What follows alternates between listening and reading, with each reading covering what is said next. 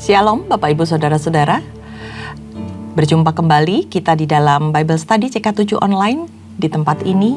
Dan saya yakin dan percaya kita semua dalam keadaan yang baik dan diberkati oleh Tuhan. Untuk itu kita mau datang, kita mau berikan yang terbaik buat Tuhan.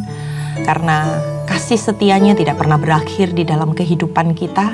Mari kita mau naikkan pujian penyembahan yang terbaik sebelum kita masuk di dalam Bible Study hari ini. Terima kasih Tuhan.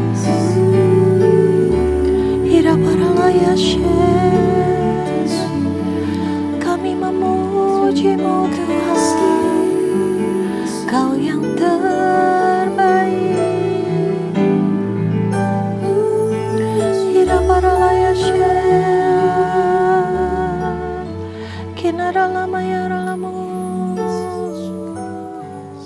Terima kasih, terima kasih.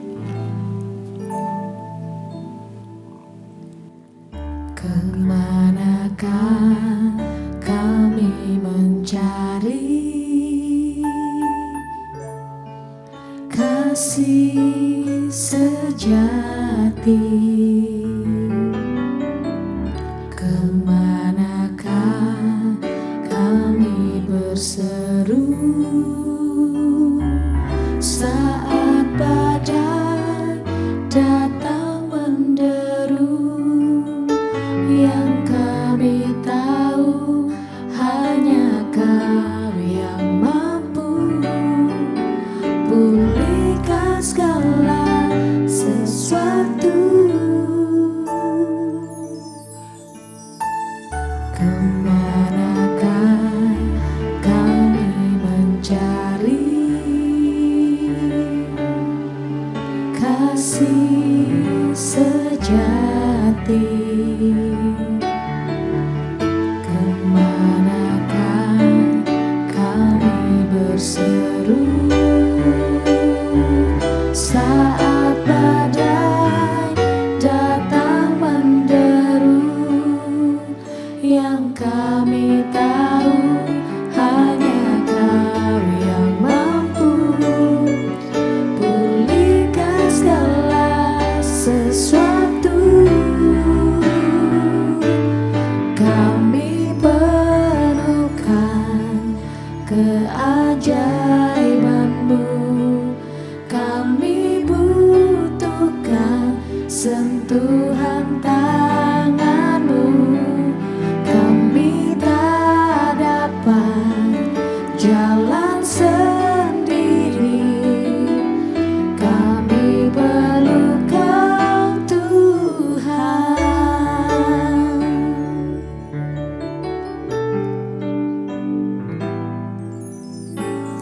Kemanakah kami mencari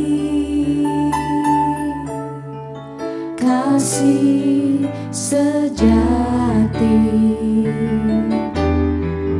Kemanakah kami berseru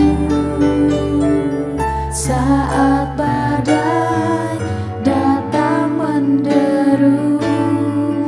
Yang kami tahu hanya Kau yang mampu pulihkan segala sesuatu.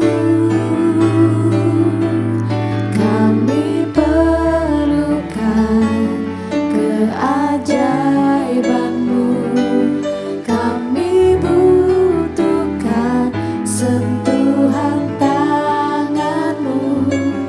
Kami tak dapat jalan sendiri, kami perlu Kau Tuhan. Kami perlukan keajaiban-Mu, kami butuhkan sentuhan tangan-Mu. Kami tak dapat jalan sendiri,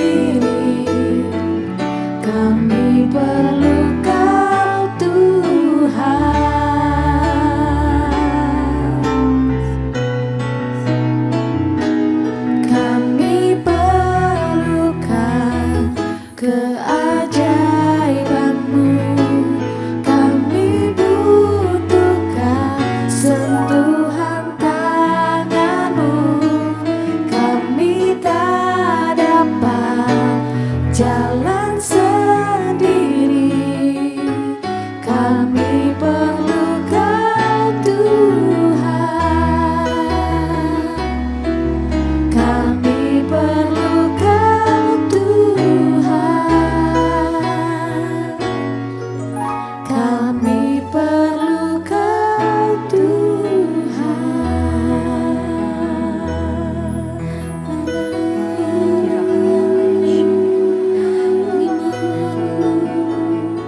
Kami perlu Kau Tuhan.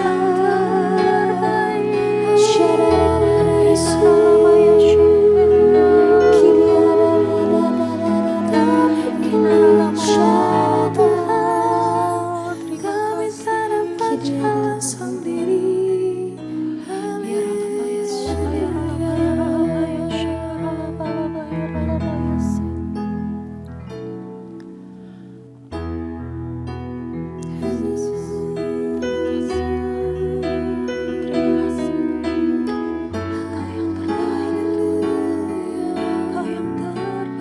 Bila Engkau tak besertaku,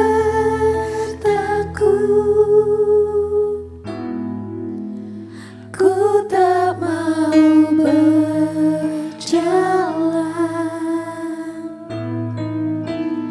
Ku perlu Tuhan, pimpin langkahku dengan kasih karunia-Mu. Pimpin langkahku setiap waktu, berjalan dalam Roh-Mu. Nyatakan Tuhan kemuliaan-Mu dan berjalanlah denganku. Bila Engkau tak besertaku,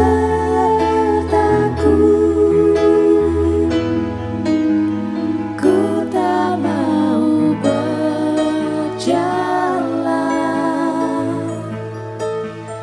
Ku perlu Tuhan, pimpin langkahku dengan kasih karunia-Mu. Pimpin langkahku setiap waktu, berjalan dalam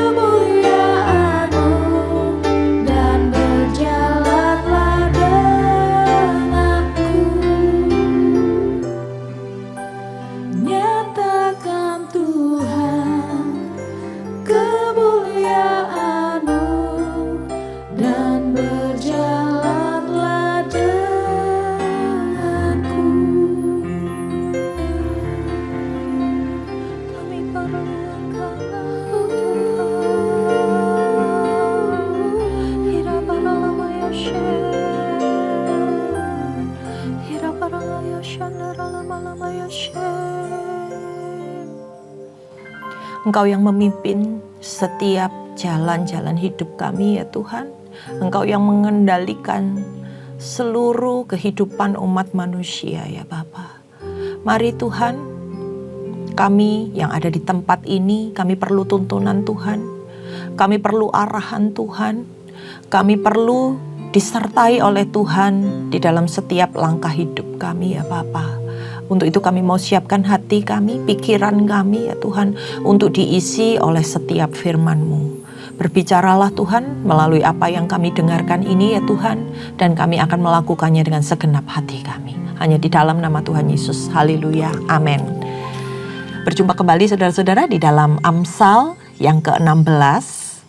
Nah, kalau di Amsal yang ke-16 ini dari ayat per ayat itu banyak menyampaikan hikmat, saudara-saudara. Hikmat yang datangnya dari Tuhan. Maka nanti kita akan banyak mendapati perkataan-perkataan yang Tuhan sampaikan.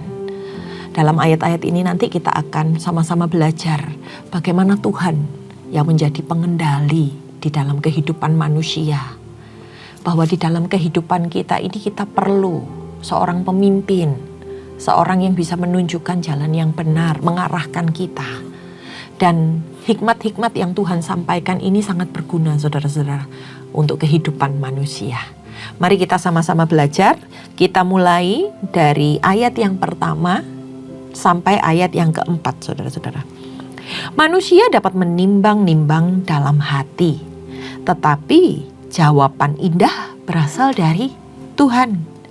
Segala jalan orang adalah bersih menurut pandangannya sendiri, tetapi Tuhanlah yang menguji hati. Serahkanlah perbuatanmu kepada Tuhan, maka terlaksanalah segala rencanamu. Tuhan membuat segala sesuatu untuk tujuannya masing-masing. Bahkan orang fasik dibuatnya untuk hari malapetaka. Dari ayat 1 sampai ke 4 ini temanya sama ya saudara-saudara. Menyampaikan bahwa otoritas Tuhan di atas segalanya di dalam kehidupan manusia. Tuhan yang pegang kendali. Bagaimana manusia bisa menimbang-nimbang segala sesuatunya di dalam hatinya. Akan terlaksana apabila keluar dari perkataan Tuhan. Karena kehidupan kita ini ada di tangan Tuhan saudara-saudara. Jadi apa yang kita kerjakan itu sesuai dengan maksud yang Tuhan sudah nyatakan di dalam kehidupan manusia. Dan Tuhan itu tahu apa yang ada di kedalaman hati kita. Sekalipun mungkin kita bisa menampilkan sesuatu yang berbeda. Sehingga orang lihat kita sesuai dengan apa yang kita tampilkan. Tapi Tuhan enggak saudara-saudara. Tuhan itu ngelihat sampai kedalaman hati kita. Bagaimana kita meresponi segala sesuatu walaupun misalnya kita tampilannya baik. Tetapi kalau hati kita kotor. Tuhan melihat sampai kedalaman hatimu. Dan ketika segala perbuatan kita serahkan sama Tuhan, maka dikatakan apapun yang kita kerjakan pasti akan jadi, pasti akan berhasil. Karena ada tangan Tuhan di dalamnya. Nah tentunya perbuatan-perbuatan yang benar itu harus selaras dengan kehendak Tuhan. Ada kejadian baik, tapi juga ada kejadian buruk yang menimpa kehidupan manusia. Tapi percayalah, pasti ada rencana Tuhan di balik itu semua. Ketika kita berhasil lewat dalam keadaan buruk sekalipun, kita akan melihat, oh ternyata Tuhan sedang berperkara dalam bagian ini. Tuhan sedang benerin yang bagian ini.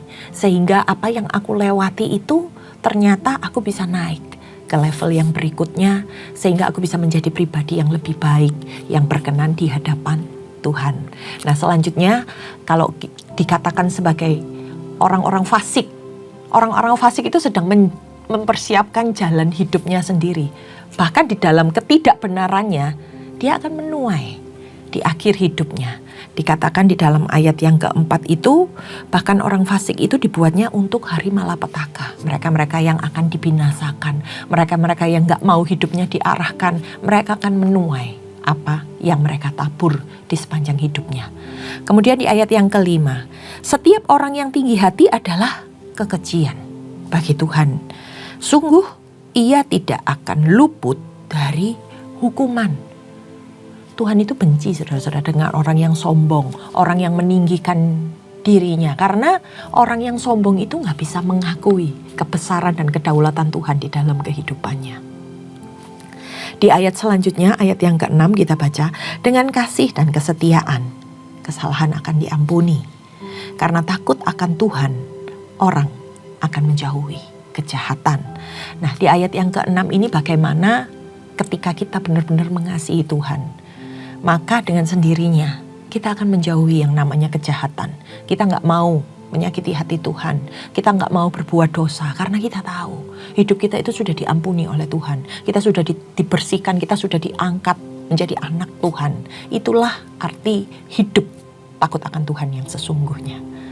Kemudian di ayat yang ke-7, jikalau Tuhan berkenan kepada jalan seseorang, maka musuh orang itu pun didamaikannya dengan dia. Orang yang dikenan sama Tuhan itu luar biasa.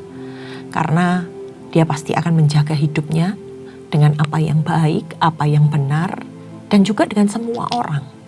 Sehingga dia berdampak di dalam kehidupannya. Ada sesuatu yang dia lakukan, ada sesuatu yang berubah, yang dipulihkan dari keadaan sebelumnya. Sehingga apa? Mungkin masa-masa sebelum kehidupannya bertobat dia punya musuh. Tapi karena ada perubahan di dalam hidupnya, sehingga dikatakan musuhnya pun bisa berdamai dengan dia. Sehingga dia tidak akan memiliki musuh lagi. Karena hidupnya sudah berubah menjadi orang yang benar, orang yang mengasihi Tuhan, yang tidak memikirkan segala sesuatu yang jahat lagi. Di ayat yang ke-8 kita baca, lebih baik penghasilan sedikit disertai kebenaran daripada penghasilan banyak tanpa keadilan. Nah, ini balik lagi saudara-saudara tentang bagaimana orang dalam mencari nafkah. Kejujuran itu merupakan prioritas paling penting ketika kita bekerja, ketika kita menghasilkan sesuatu. Apabila kita mendapatkannya dengan cara jujur, maka Tuhan akan berkenan. Nah, ayat-ayat ini seringkali diulang dalam Amsal untuk mengingatkan kita, untuk menegur kita ketika kita mungkin muncul dalam pikiran kita segala sesuatu yang mungkin tidak jujur, yang menyimpang. Tapi ketika kita baca ayat firman Tuhan ini, kita diingatkan sama Tuhan. Nah, di ayat yang ke-9, hati manusia memikir-mikirkan jalannya, tetapi Tuhanlah yang menentukan arah langkahnya. Manusia boleh merencanakan segala sesuatu, tapi tetap Tuhan yang akan menetapkan langkah-langkah mana yang harus kita jalani. Tinggal kemauan kita, keputusan kita, mau ikut Tuhan atau keluar dari rencananya Tuhan. Di ayat yang ke-10 saudara-saudara kita baca, keputusan dari Allah ada di bibir raja. Kalau ia mengadili, mulutnya tidak berbuat salah. Ini sebuah tema yang berbeda karena sedang berbicara tentang seorang pemimpin atau seorang raja, di mana seorang penguasa Tuhan beri otoritas untuk memutuskan segala sesuatu, mengadili segala sesuatu, sehingga dikatakan melalui perkataan yang dikeluarkannya itu tidak boleh salah, saudara-saudara. Jadi seorang raja, seorang pemimpin itu harus mengeluarkan keputusan-keputusan yang benar. Karena apa? Ada kuasa Allah di dalam kehidupannya, di dalam jabatannya.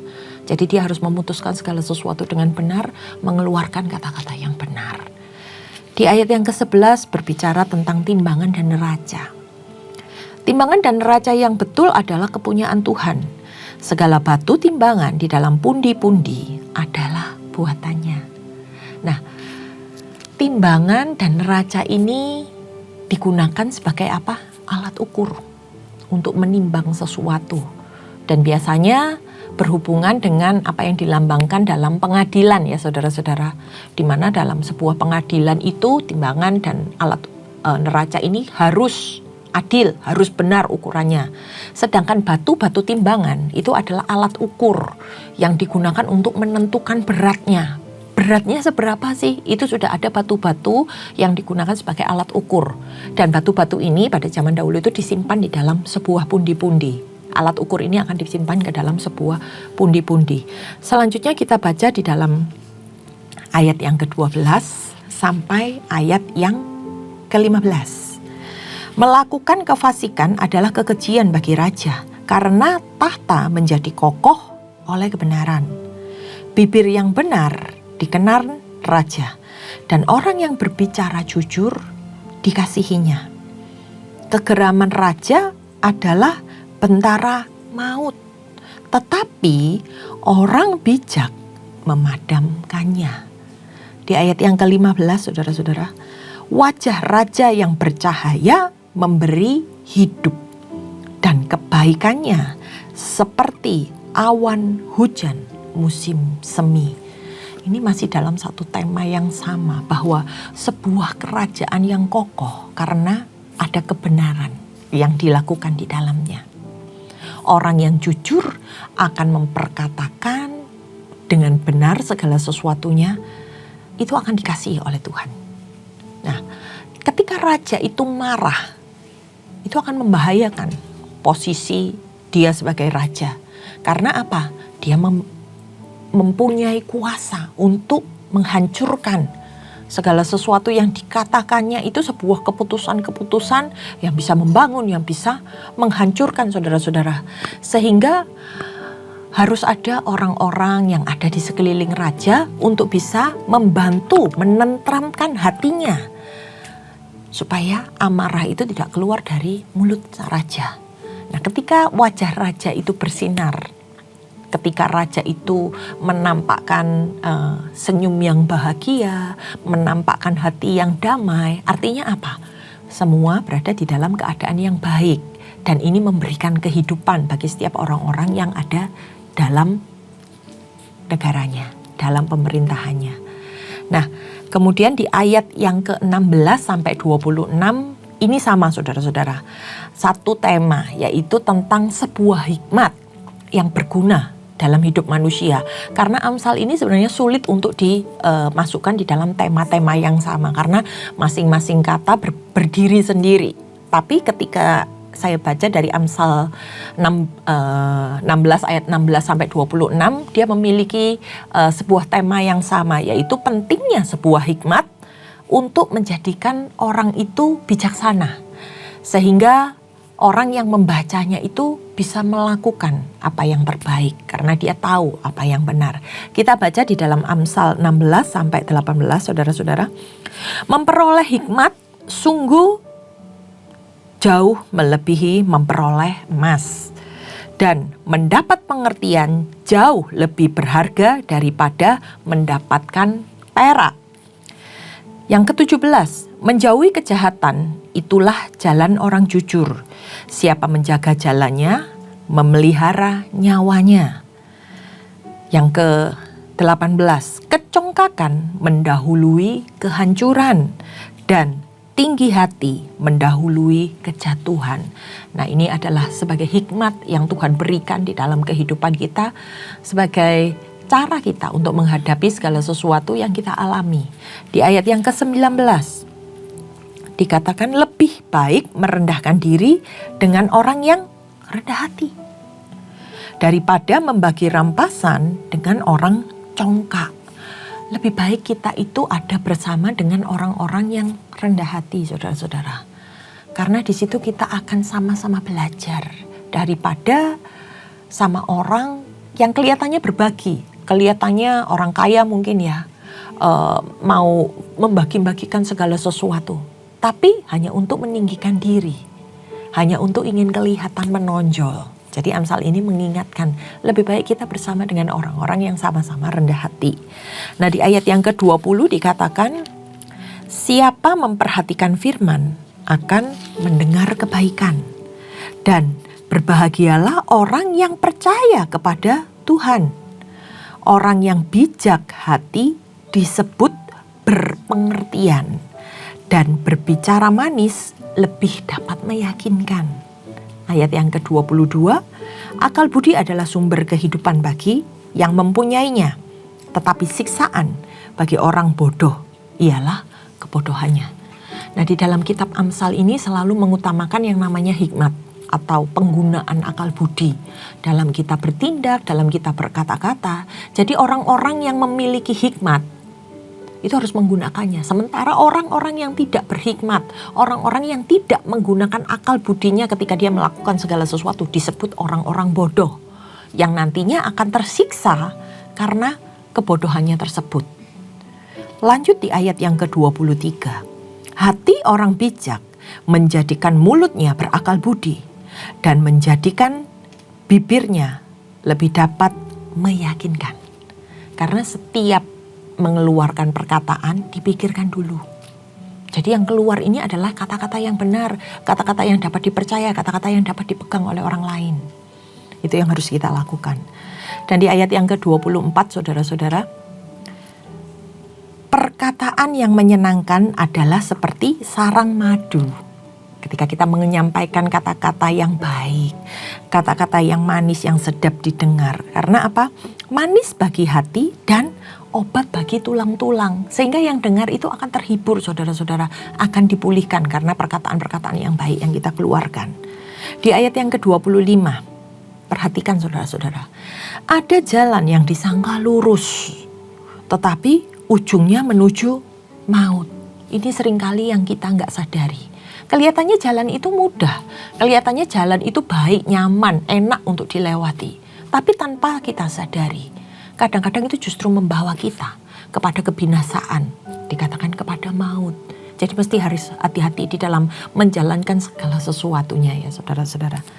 Di ayat yang ke-26 dikatakan rasa lapar bekerja untuk seorang pengerja. Karena mulutnya memaksa dia. Kalau kita lihat orang yang bekerja, untuk apa? Untuk bisa memenuhi kebutuhan hidupnya. Karena dia bekerja, maka dia akan merasa lapar dan ingin makan. Nah, disitulah apa yang dia lakukan akan dia nikmati. Di ayat yang ke-27 sampai ayat yang ke-29 ini akan mengungkapkan orang-orang yang punya perilaku tidak baik. Ini sebagai suatu teguran buat kita semua ya saudara-saudara. Orang yang tidak berguna menggali lubang kejahatan. Dan pada bibirnya seolah-olah ada api yang menghanguskan. Orang yang curang menimbulkan pertengkaran. Dan seorang pemfitnah menceraikan sahabat yang karib. Orang yang menggunakan kekerasan itu menyesatkan sesamanya dan membawa dia di jalan yang tidak baik. Ini sebuah nasihat untuk kita renungkan, untuk kita lakukan. Di ayat yang ke-30 itu saudara-saudara berbicara tentang siapa memejamkan matanya, merencanakan tipu muslihat. Siapa mengatupkan bibirnya sudah melakukan kejahatan. Nah biasanya ya saudara-saudara kalau orang sedang merencanakan sesuatu itu yang dilakukan apa? Sedang memikirkan sesuatu biasanya merem saudara-saudara. Memejamkan mata supaya apa? Lebih fokus mikirnya. Nah ayat ini sedang berbicara seperti itu ya saudara-saudara. Di ayat yang ke-31 dikatakan rambut putih adalah mahkota yang indah yang didapat pada jalan kebenaran. Setiap orang akan melewati masa-masa sulit di dalam hidupnya. Di sepanjang hidupnya dia akan berusaha untuk melakukan apa yang baik sehingga dia dapat melewatinya dengan baik juga. Nah, orang yang semakin tua pasti sudah mengalami asam garam dalam kehidupannya. Sehingga boleh dikatakan orang itu akan semakin bijak. Nah, orang kalau sudah tua rambutnya pasti putih, tapi itu dikatakan sebagai mahkota, sebagai sesuatu yang baik karena dikatakan orang ini sudah senior, sudah melewati banyak pengalaman di dalam hidupnya sehingga dia bisa menjadi terang, sehingga dia bisa menjadi berkat, sehingga dia bisa memimpin orang-orang yang ada di sekitarnya untuk bisa memiliki kehidupan yang lebih baik. Mungkin dia pernah melewati masalah ini, mungkin dia akan sekarang sudah berada di masa-masa yang nyaman. Tapi bagaimana cara dia bisa berbagi dengan orang lain sehingga orang yang ada di dalam posisi dia pada masa lalunya bisa menyelesaikan bagiannya sama seperti dia, bahkan lebih baik dari apa yang pernah dikerjakannya. Di ayat yang ke-32 dikatakan orang yang sabar melebihi seorang pahlawan. Orang yang menguasai dirinya melebihi orang yang merebut kota. Ini berbicara tentang penguasaan diri, saudara-saudara. Di mana penguasaan diri ini maknanya lebih besar daripada karakter kesabaran. Karena orang yang dapat menguasai dirinya, itu dampaknya bisa untuk dirinya sendiri. Karena dia bisa lebih tenang, karena dia bisa menguasai. Dan juga berdampak buat orang lain. Karena apa? Karena dia tidak menyakiti orang lain. Karena pengendalian dirinya. Sementara orang yang dikatakan sabar, itu biasanya orang yang bisa menahan dirinya untuk tidak melakukan sesuatu yang buruk sama orang lain. Tapi perhatikan, seringkali kita dapati orang yang bersabar ini menyebabkan dirinya tersakiti atau terluka. Sementara orang yang bisa mengendalikan diri, di dalam dirinya sendiri pun dia bisa mengatasi rasa sakitnya, luka batinnya. Sehingga dikatakan bahwa orang yang menguasai dirinya melebihi orang yang merebut kota, bahkan melebihi dari seorang pahlawan. Di ayat yang ke-33 dikatakan, undi dibuang di pangkuan, tetapi setiap keputusannya berasal daripada Tuhan. Kalau kita perhatikan di dalam Alkitab sering disebut kata-kata sebuah undi ya saudara-saudara. Membuang undi itu dilakukan untuk apa? Memilih sesuatu, memutuskan sesuatu. Mungkin ada sebuah permasalahan yang timbul dan kemudian keputusan apa yang harus dibuat. Biasanya mereka membuang undi. Tapi di dalam Alkitab dikatakan sekalipun kita membuang undi, segala keputusan, segala yang terjadi pada dasarnya adalah keputusan Tuhan.